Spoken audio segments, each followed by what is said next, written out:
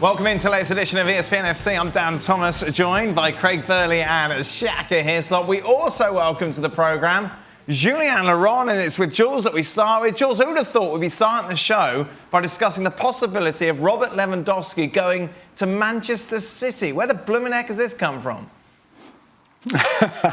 That's a good question, Dan.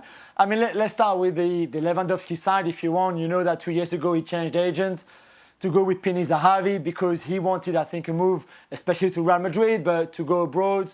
I think he maybe felt that he had done everything that he could at Bayern Munich. They won everything. Since then, he's done even more at Bayern Munich, including beating that incredible record from Gerd Müller last season or this season that just finished. And maybe there's a feeling for Lewandowski that he's done it all, really, in the Bundesliga and with Bayern, that maybe with 2 years left on his contract, at 32 years of age, this is a good time for him to maybe get a move. There's a long way to go because I don't think Bayern will let him go at all.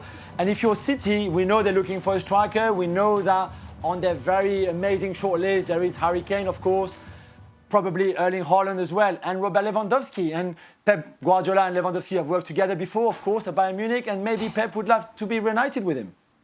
Well, if Bayern won't let him go, what's the point talking about it? Well, Craig, it's the summer, It's the summer, and it's the summer of transfer talk. Is this another Antonio Conte to Tottenham? Who knows how it might fall out? Maybe in the end he'll say, I don't want to play for you anymore, Bayern. Well, that's what it would take, I would imagine. It would take a real tantrum, for lack of a better word, from Robert Lewandowski and his people to try and push Bayern Munich, who are unlikely to buckle and sell to one of their big European rivals, which City are.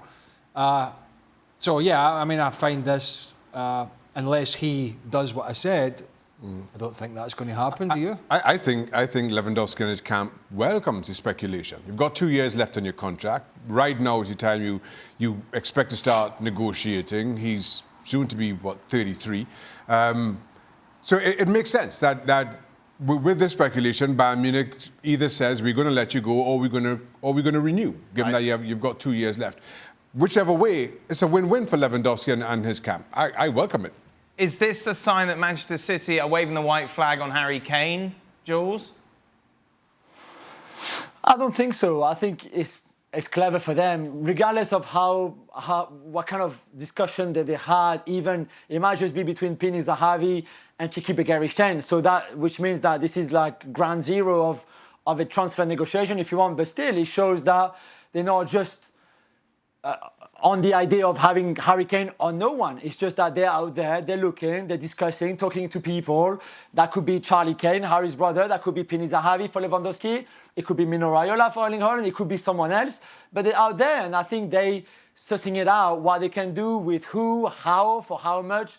All of that they have to take in consideration. It would be stupid for them to either just stay on Harry Kane or just do nothing. I think it's good when you just go out there and do a few phone calls, make yourself known, have the kind of discussions.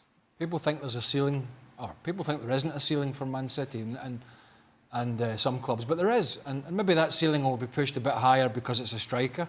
But if you remember back not too long ago, they bailed on the Harry Maguire transfer because it was just getting too silly, and they said, no, OK, we're desperate for some defenders, but we're not willing to meet that valuation, and so we're pulling out. And he went to Man United, obviously. And so there's a scenario where it'll just become, these figures, whatever they are, will become too much. I would not expect silly figures for Robert Lewandowski, not because he's not the best number 9 in the world, which he is, but because of his age. Right. And so that's a difficult scenario because he's got 2 years left in his deal. Bayern would want a substantial fee.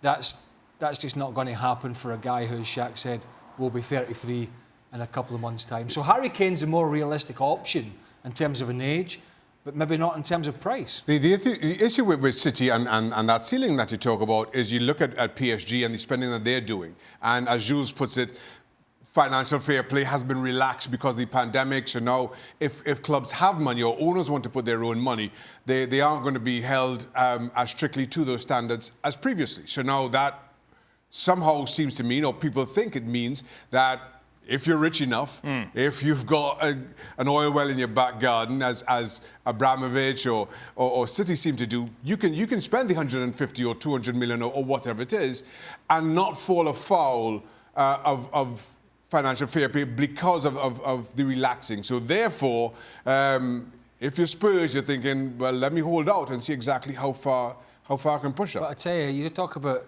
throwing a tantrum. Bayern Munich's not a bad place to be. Yeah. Really? Yeah. But if I was Harry Kane, seriously, How would that tantrum look, Craig? I'd go home and I'd accumulate all the toys that my parents brought me as a kid, and I'd put them all in my pram, and I'd take the pram along and I'd throw them all out, right in Daniel Levy's office, because it's now or never for him. And I think he needs to make that move. Tottenham have got a new manager. They won't spend big. They'll potter along as they always do. Flatter to deceive. Flirt with a few people and say, yeah, we're going to do this. But ultimately, I think Harry Kane has to try and really, really push for this big I kind of think we've seen Harry Kane's tantrum. Going on one interview and saying, yeah, it's time to move. I just can't. No, he needs more than that. He needs the toys. Listen, I can show Craig. him. What he needs is Craig to come in and do his interviews I can for show him. you what a tantrum's like in an office. We've seen I can show you what a regular tantrum's like in an office if you want to stir it.